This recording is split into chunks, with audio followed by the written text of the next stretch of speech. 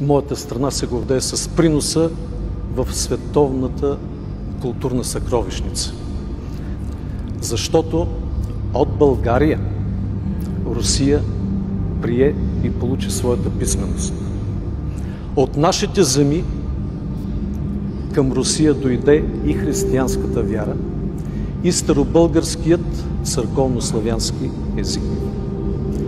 Хилядолетие по-късно, през 1878 година, от Русия България получи свободата си, за която загинаха хиляди руски войници.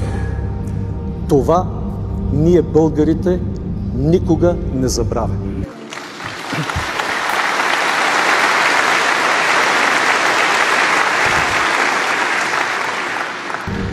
Вы правы, я согласен. Спасибо большое. Абонирайте се днес и станете част от най-интересната общност в YouTube.